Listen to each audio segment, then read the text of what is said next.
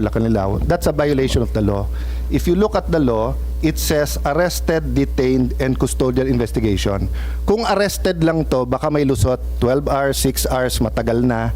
Pero ang nakalagay sa law kasi, you cannot deny pag arrested, detained, and custodial investigation. No if, no buts tong batas na to because nga, in the past, lalo pagka, wala pa namang internet masyado nito eh, Okay, magandang araw po sa inyong lahat and welcome po dito sa ating Tabunan PH channel mga kababayan. And nandito naman po tayo para sa panibagong reaction video ngayon mga kababayan. At ito, sinubaybayan po natin ngayon itong kasalukuyang nangyayari mga kababayan itong sa pagpatuloy ng hearing dito sa Senate hearing patungkol dun sa pag-aresto kay former President Rodrigo Duterte mga kababayan. At ito na ko mga kababayan, si General Torre. Nako, kakapromote pa naman ito. Mukhang maghihimas-rehas na. Nako, at least 4 years mga kababayan. Akalaan nyo yan? Kasi nga naman daw, ay inaako naman niya. Siya naman talaga, kung natatanda nyo sa mga videos ng pag-aresto kay PRRD, siya naman yung nangungula talaga. Okay? At siya yung nagsasabi na siya yung nagiging commander doon. At ito, kahit sinasabi niyang wala siyang nilabag na batas, nako, huli dito ni Senador Alan Peter Cayetano mga kababayan. At ito, pakinggan muna natin itong parte na ito mga kababayan. Mabilisan lang ito kasi ongoing pa yun yung hearing at ito yung mga nakuha natin. Ito, pakinggan natin mga kababayan. By the way, paki-like and share ng videos natin and din paki-subscribe din po ng ating channel. Okay, umpisahan na natin. so wala. And you know our law, so walang violation. Opo. Okay. How about you, General Torre? May violation ho ba sa arrest or detention ni former President Duterte? No, sir. No, wala. Categorical wala tayong violate na law. No, sir. Okay. Can I read to you Republic Act 7438? An act defining certain rights of person arrested and detained under custodial investigation as well as the duties of the arresting, detaining, and investigating officer and providing penalties for violation thereof. Section F, any person arrested or detained arrested, detained, or under custodial investigation shall be allowed visits by or conference with any member of the immediate family or any medical doctor or priest, minister chosen by him or by any member of his immediate family or by his counsel. I saw the video, sir. President Duterte was asking for his own doctors. Ang sabi nyo, hindi, may dala kayong doktor na colonel. Tama po ba?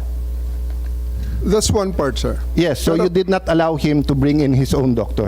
There's another video that will show that he has his doctors from the Cardinal Santos. Yes, and he was saying kulang yon kasi ano pa sila, di ba? Yung iba pang doctors, pero hindi na pinayagan. There's videos from outside, yung ibang gamit, etc. Correct, sir? So, you can answer. Hindi to yes or no. So, to your point, did you allow all of his doctors in or no?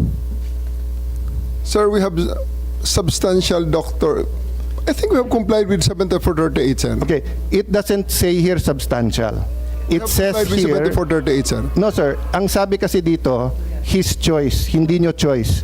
Hindi nyo choice i-limit yung doctors niya. Ang sabi nyo substantial. So, I will clarify. Were there doctors that he requested you did not allow in? Yes I was or not no? aware of that, sir. Okay, you're not aware kung meron pinapasok o wala. Kung meron siyang ibang Okay. additional doctors, But I saw the video wherein you're saying 2-star, ako na nagdedesisyon, I will not allow VP Sara in. Tama? Yes, sir. Okay. Hindi ba siya anak? Ang nakalagay dito, the person's immediate family shall include his or her spouse, fiancé, parent or child, brother, sister, grandparent, grandchild, uncle, aunt, nephew, niece, etc. Ang penalty nito ay 4 na taon nata na kulong. Penalty clause. Any arresting public officer employee Minimum 4 na taon na kulong mga kababayan. Nako, ang pag-violate ng ganyan. Klaruhin natin ha, kapag inaresto, dinitain, dapat pwedeng bisitahin ng pamilya. Oh, kapag binawalan, kapag binayolate yan,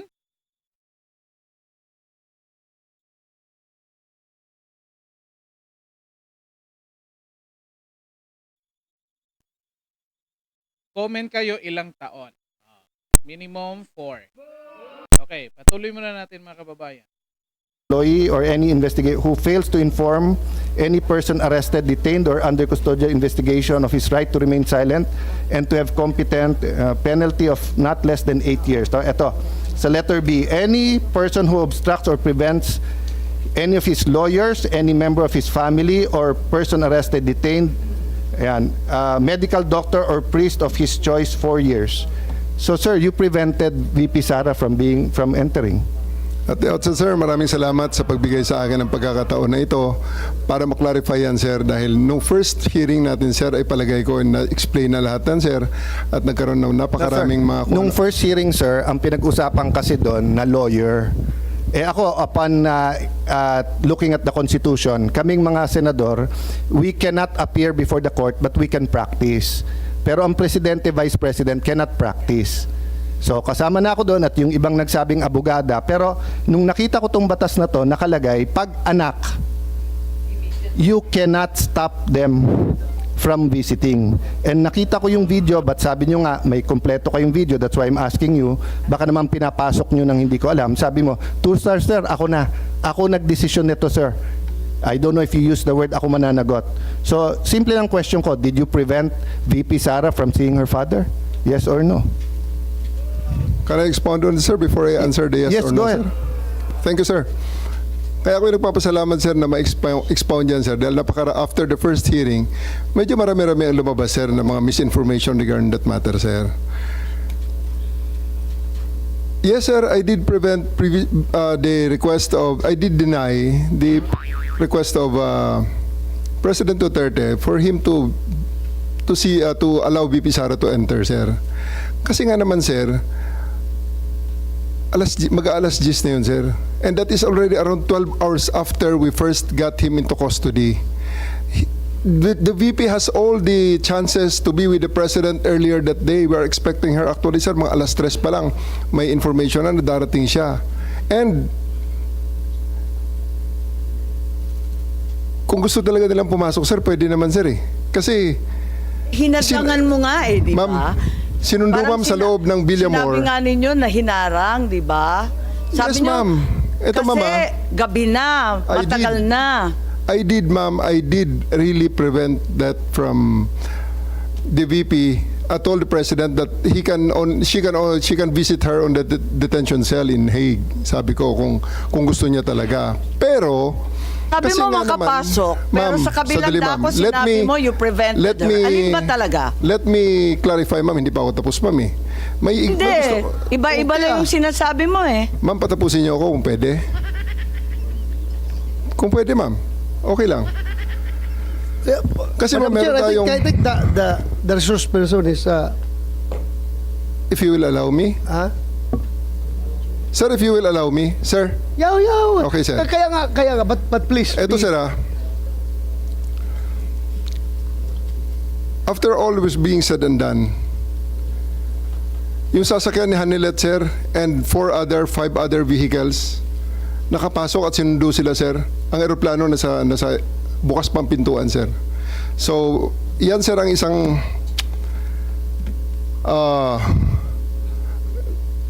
tumayong balahibo ko nun, sir, noong panahon na nakita ko, andyan yata si VP Sara, andyan si Bongo nakapasok na. Kasi sinusundo na, sir, si Hanilet at saka si Kitty, sir, ng kanilang mga sasakyan, together with the other entourage.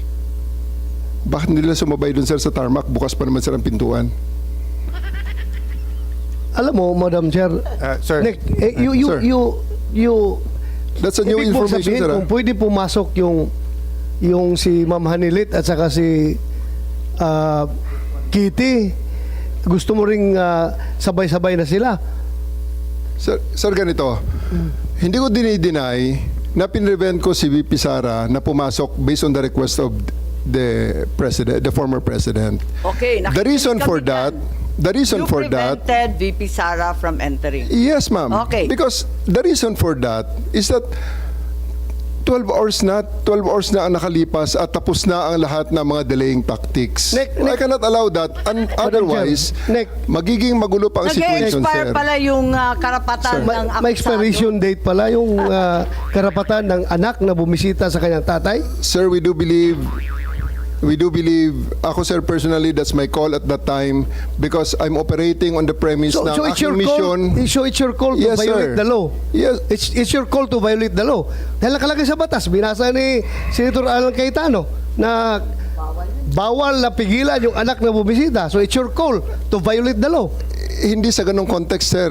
Oo. Anong konteksto? Anong konteksto Kasasabi mo? mo lang, talagang hinadlangan mo yung pagpasok eh. Mr. President, I won't belabor the point kasi sinagot nyo naman, sir, yung tanong ko. Kasi nga, going back to Ambassador Lacanilao, that's a violation of the law. If you look at the law, it says arrested, detained, and custodial investigation. Kung arrested lang to, baka may lusot, 12 hours, 6 hours, matagal na. Pero ang nakalagay sa law kasi, you cannot deny pag arrested, detained, and custodial investigation. No if, no buts tong batas na to because nga, in the past, lalo pagka, wala pa namang internet masyado nito eh.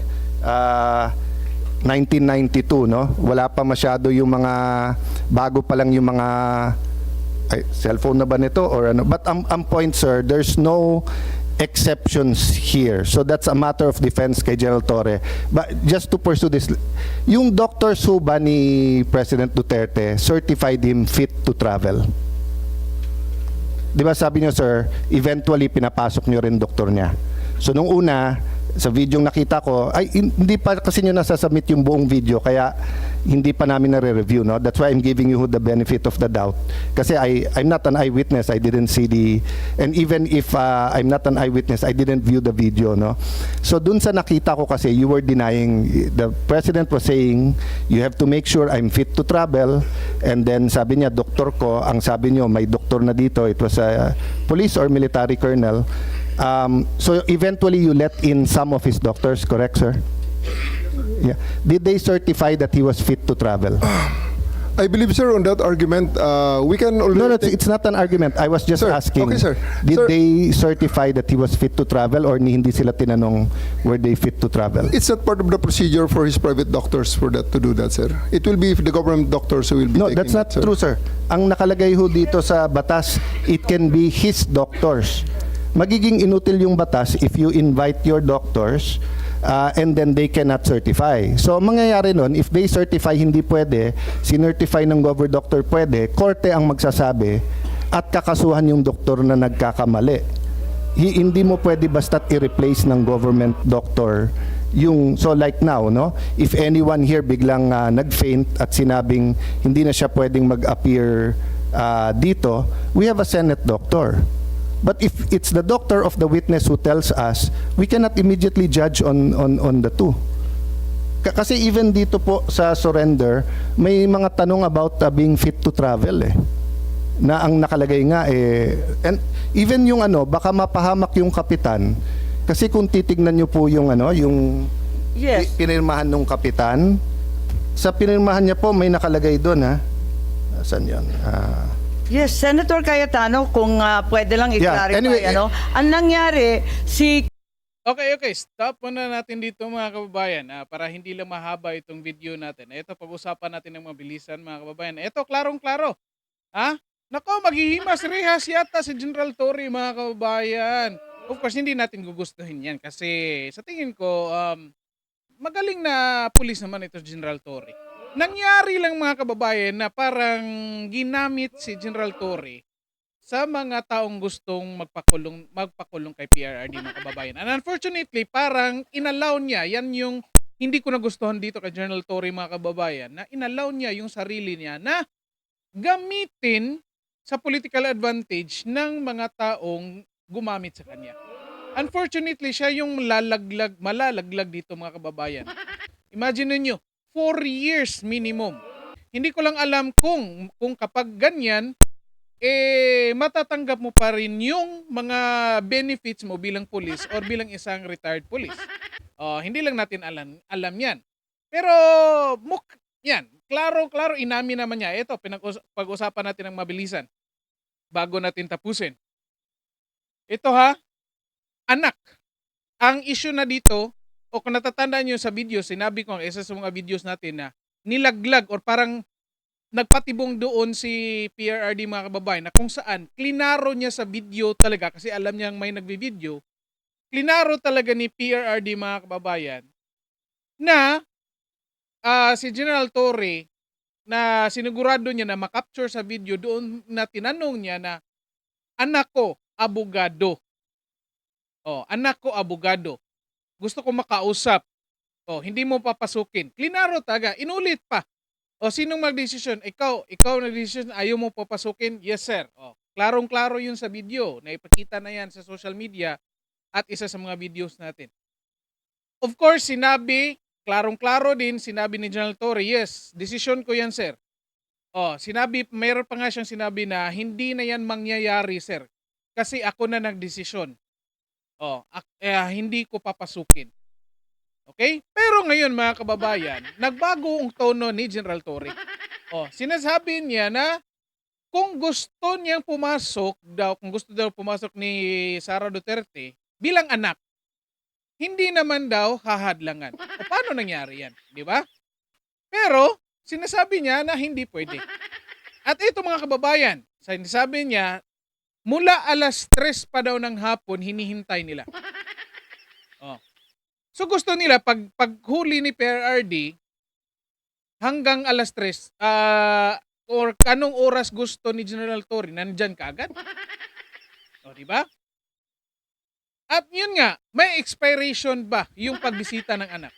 Ang problema, sinasabi dito ni Senador Alan Peter Cayetano na walang expiration dyan. Ang problema dito ni General Torre mga kababayan, nililigaw tayo doon sa usapan. Okay? At sinabi na niya, nandun na, nakasakay na sa aeroplano, bukas pa naman daw yun, bakit hindi daw pumasok? Kasalanan pa naman, naging kasalanan na tuloy ni Sara Duterte. Naging kasalanan na ni Sara Duterte na hindi siya pumasok. At kita naman natin na nandun sa labas si Vice President Sara Duterte sa labas ng Villamor Air Base at hindi pinapasok. Diba? So, klarong-klaro ito si General Torre nagsisinungaling mga kababayan. At ito, mga kababayan, nako yung doktor questionably pa kung nagbigay ba ng certification mga kababayan na fit to travel. Of course, makikita natin din sa video na may isang doktor si PRRD na pinipigilan yung pagdala ni PRRD sa dahig mga kababayan. Anong ibig sabihin yan? Mag-comment kayo dyan. Mukhang klaro, lumalabas dito mga kababayan. So anong implikasyon nito dito sa mga information na ito na lumabas galing sa bibig ni General Torre mga kababayan? Kasi ito, pwedeng, under oath ito, pwedeng gamitin ito sa pag-file ng kaso. Hindi tayo abogado, pero of course, in-explain ni Peter Cayetano mga kababayan na pwedeng kasuhan si General Torre mga kababayan kasi nilabag niya yung batas. At ngayon, tanong natin, mananagot ba ang nag-utos kay General Torre? Of course, hindi. So, anong mangyayari ngayon? Sinong makukulong? 4 years minimum. Yung nag-utos ba? O hindi, di ba? Si General Torre. Makakatanggap ba si General Torre ng benefits niya? O questionably pa yan. Willing ba magbigay equivalent dun sa, in case hindi makatanggap si General Torre ng benefits niya, willing ba magbigay yung nag-utos sa kanya nung karapat-dapat na benefits niya kung sakaling makulong siya ng 4 na taon?